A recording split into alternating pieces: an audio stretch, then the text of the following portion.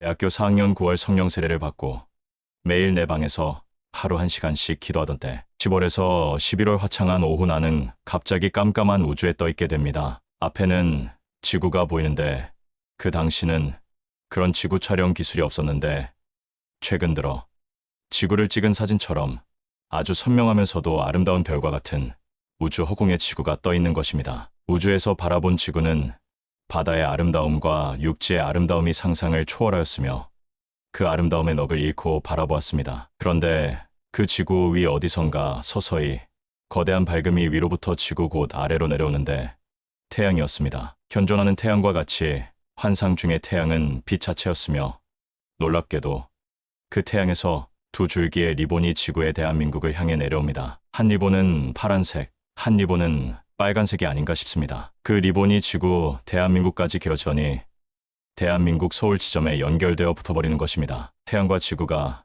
그 두 리본으로 연결되었고 지구가 그 태양으로부터 무엇인가를 공급받는 느낌을 가지다가 갑자기 다시 깜깜한 우주 공간에 떠 있었는데 전방 저 멀리서 아주 깨알만한 다이아몬드로 시작하다가 나중에는 집채만한 거대한 다이아몬드로 끝이 나는 거대한 다이아몬드 열차가 시계 반대 방향으로 원을 그리며 좌편에서 우편으로 내 앞을 지나가는 것입니다. 마지막 다이아몬드가 나를 지날 때는 사실 그 크기가 5에서 10층 빌딩의 거대한 크기였으며 그 막대한 다이아몬드 열차가 지나갈 때 내 마음은 두려움과 공포에 휩싸여 있었습니다. 한참 공포에 떨다가 우주가 아닌 지구 어딘가에 내가 서 있었고 따뜻한 오후의 햇살이 비추는 들판에 서 있는 느낌이었습니다. 정면에서 빨간 장미꽃이 서서히 피어나더니 다시 서서히 지면서 그 꽃이 사라져버리는 것입니다. 다시 그 자리에서 노란 장미꽃이 서서히 피어나더니 다시 서서히 지면서 그 꽃도 사라져버리는 것입니다. 다시 보라색 장미꽃이 서서히 피어나더니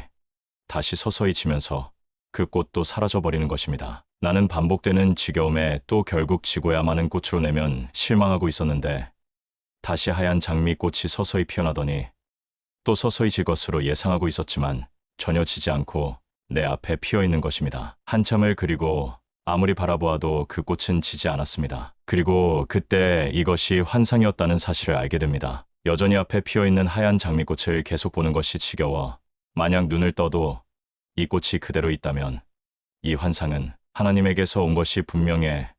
하지만 만약 눈을 뜨자마자 사라지면 하나님에게서 온 것이 아닐 거야 라고 생각하며 눈을 힘있게 떴습니다. 이럴 수가.